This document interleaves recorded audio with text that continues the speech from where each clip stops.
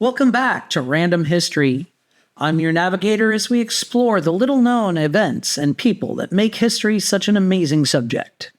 The events I delve into are probably not the ones you learned about in school.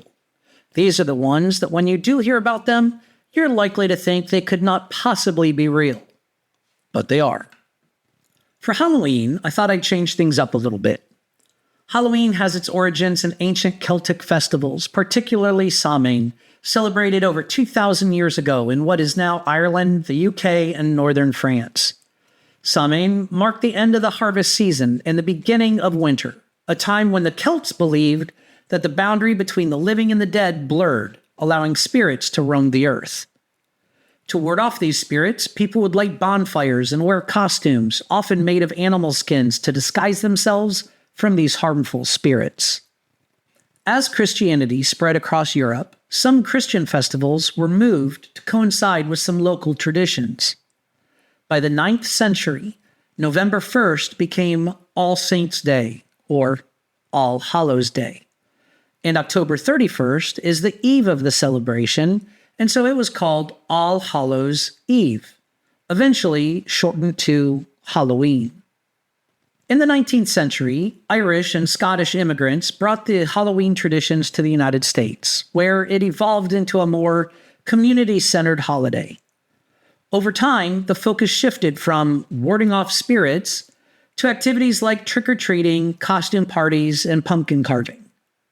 Today, Halloween is a secular, commercialized event, particularly in North America, where millions celebrate with costumes, decorations, and candy, while retaining echoes of its ancient and spiritual roots.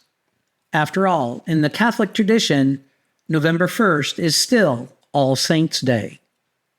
Late in the 19th century, Halloween became associated with the macabre and the supernatural. It's not surprising that the master of this genre of literature, Edgar Allan Poe, became very closely associated with Halloween as well. For Halloween, I thought I would tell his story. Edgar Allan Poe, often regarded as one of the most significant figures in American literature, was a master of the macabre, a pioneer of modern detective fiction, and a poet of deep melancholy. Born in 1809, Poe's life was marred by personal tragedy and instability, but these difficulties fueled the dark brilliance of his writing. Over the course of his brief life, Poe produced a remarkable body of work, including poems, short stories, critical essays, all of which have continued to captivate and influence readers, writers, and scholars alike. His untimely and mysterious death in 1849 remains a topic of fascination and speculation. Edgar Allan Poe was born on 19 January 1809 in Boston, Massachusetts, to actors David and Elizabeth Poe. His father abandoned the family, and his mother died of tuberculosis when he was only 3 years old. Orphaned, Poe was taken in by John Allen, a wealthy tobacco merchant, and his wife Frances in Richmond, Virginia. Though never formally adopted, Poe took Allen's name as his middle name, symbolizing his complex relationship with his foster father. Poe received a good education in private schools and later attended the University of Virginia in 1826. However, his time at the university was fraught with financial difficulties due to Allen's refusal to provide him with sufficient funds. Poe turned to gambling to make up the shortfall, but this only worsened his financial woes, and he eventually dropped out. The strain on his relationship with John Allen grew, and Poe left the Allen household. In 1827, Poe enlisted in the United States Army under the alias Edgar A. Perry, likely to escape his dire financial situation. While serving, he published his first collection of poems, Tamerlane and Other Poems, though it attracted very little attention. After 2 years of service in the military, Poe sought an early discharge, which John Allen eventually helped him secure. Following his discharge, Poe sought an appointment to the U.S. Military Academy at West Point, which, again, Allen helped facilitate. However, Poe's time at West Point was short-lived. He deliberately neglected his duties in order to be expelled. as he had grown disillusioned with military life. Upon leaving West Point in 1831, Poe moved to Baltimore to live with his aunt, Maria Clem, and her daughter, Virginia. It was during this time that he began to focus more seriously on his writing, publishing stories in local newspapers and magazines. In 1833, Poe gained recognition when his short story, MS Found in a Bottle, won a literary contest sponsored by the Baltimore Saturday Visitor. In 1835, Poe moved to Richmond, where he secured a position as an editor at the Southern Literary Messenger. That same year, he secretly married his cousin, Virginia Clem, who was just 13 years old at the time. Despite the unconventional nature of their union, by all accounts, Poe and Virginia had a very close and affectionate relationship. As an editor, Poe's sharp literary criticism earned him a reputation, and he continued to publish short stories and poems of his own. However, his struggles with alcoholism and temperamental behavior often led to conflicts with his employers, and he frequently found himself moving from one job to the next. Despite these difficulties, Poe began to experience increasing success with his writing. His short stories, such as Ligeia, The Fall of the House of Usher, and The Murders in the Rue Morgue, showcased his ability to blend Gothic horror with psychological insight and innovative narrative techniques. It was Poe's 1845 publication of The Raven that catapulted him to national fame. The poem, with its melancholic tone and haunting refrain of "Nevermore," became immensely popular and established Poe as a master of poetic form. The poem's themes of lost love and despair reflected Poe's personal experiences and resonated deeply with readers, making him one of the most well-known literary figures of his time. Poe's literary contributions span various genres, including poetry, short fiction, and literary criticism. As a poet, Poe is known for his rhythmic and musical verse, often exploring themes of death, beauty, and the supernatural. In addition to The Raven, his notable poems include Annabel Lee, The Bells, and The Conqueror Worm. Poe is also widely regarded as a pioneer of the modern detective story. His creation of C. Auguste Dupin, the detective featured in The Murders in the Rue Morgue, laid the groundwork for the genre that would later be popularized by Arthur Conan Doyle with Sherlock Holmes. Dupin, with his logical and analytical mind, served as a model for many later fictional detectives. Additionally, Poe's Gothic fiction, such as The Telltale Heart or The Black Cat, is often noted for its psychological depth, as Poe explored the darker aspects of the human mind. These stories delve into themes of guilt, paranoia, and madness, and are recognized for their innovative narrative techniques, including the unreliable narrator and the use of detailed, vivid imagery to evoke fear and dread. As a critic, Poe advocated for the importance of aesthetic unity in literature and was particularly interested in the effect a work of art had on its audience.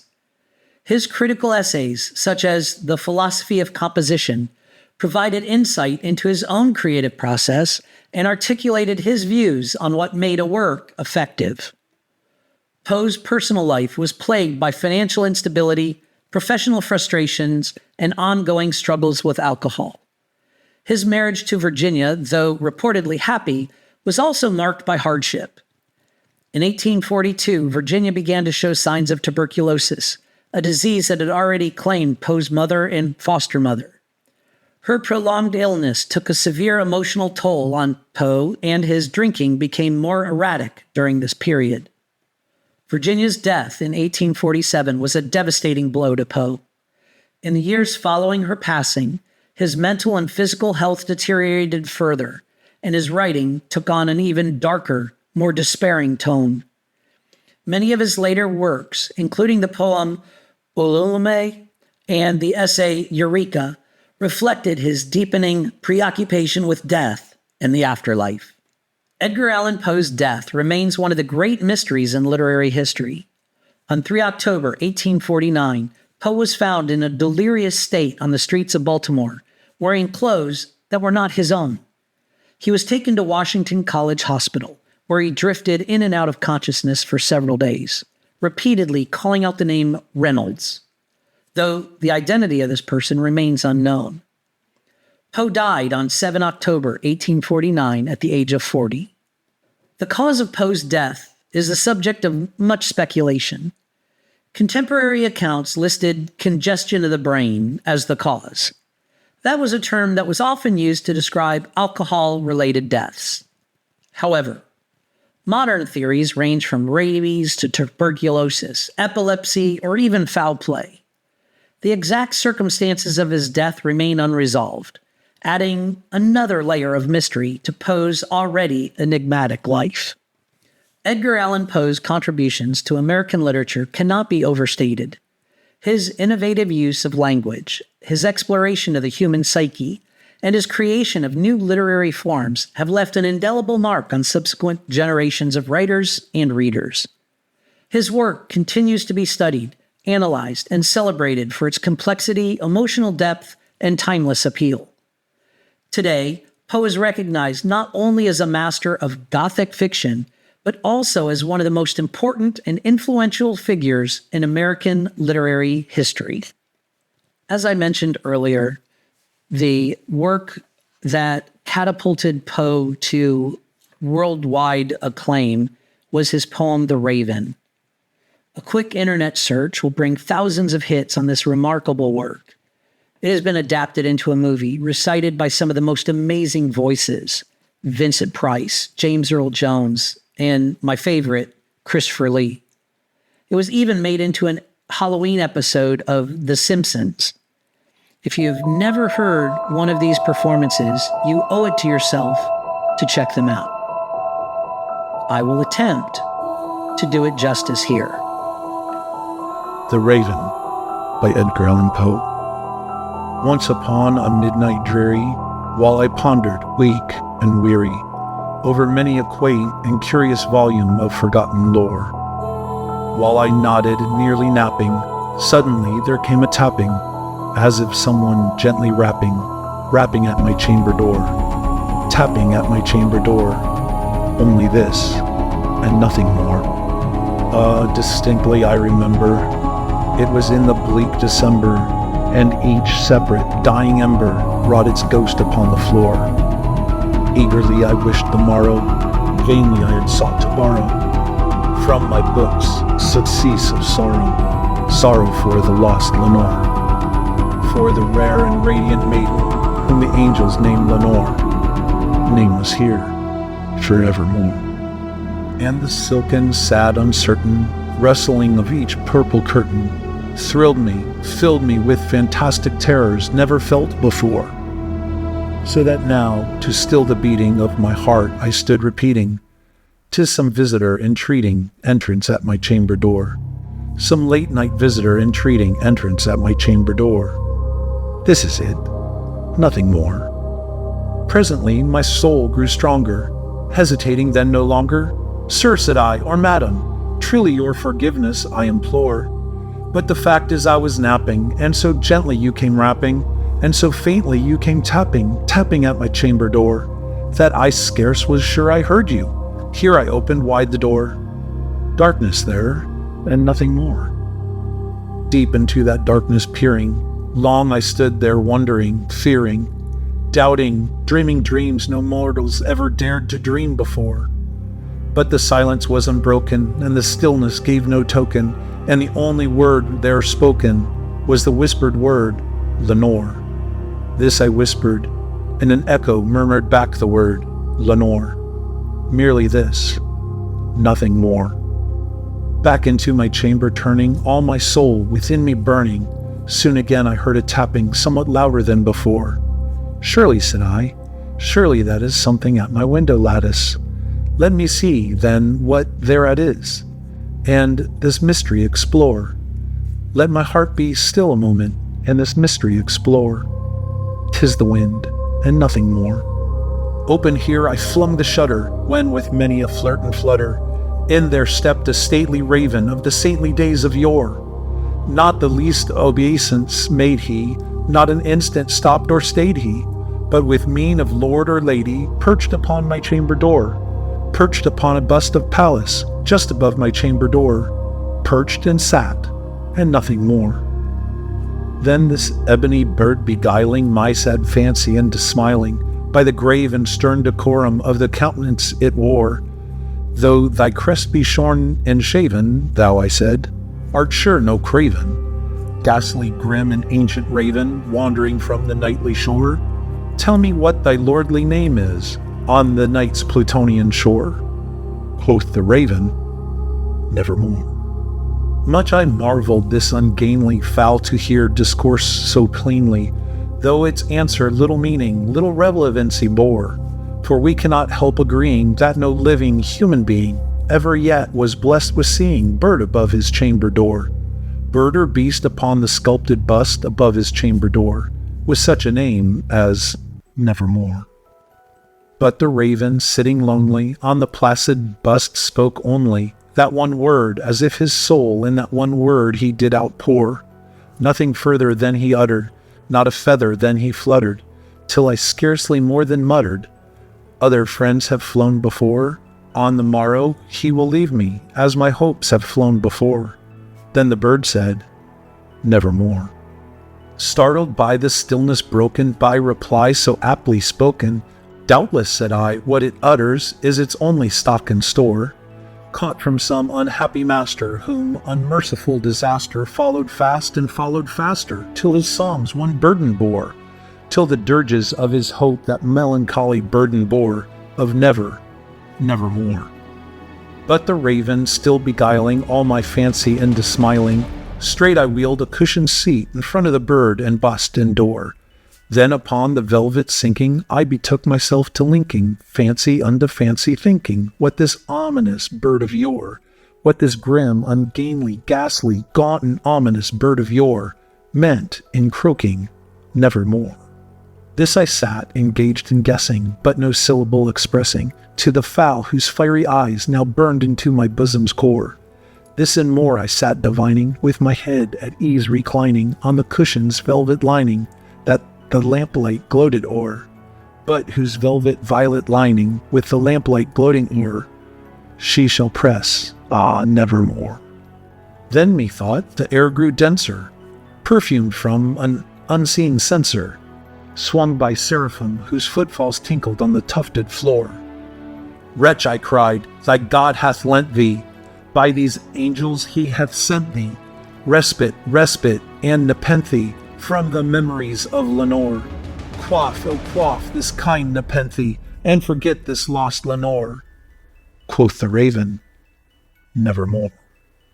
Prophet, said I, thing of evil, prophet still, if bird or devil, whether tempest sent or whether tempest tossed thee here ashore, desolate yet all undaunted, on this desert land enchanted, on this home of horror haunted, tell me, truly I implore, is there balm in Gilead? Tell me, I implore.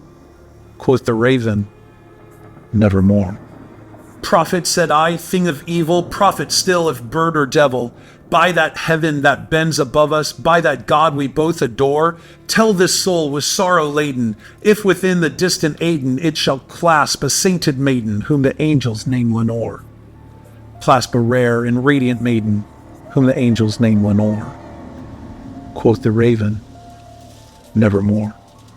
Be that word our sign of parting, bird or fiend, I shrieked upstarting, get thee back into the tempest and the night's Plutonian shore.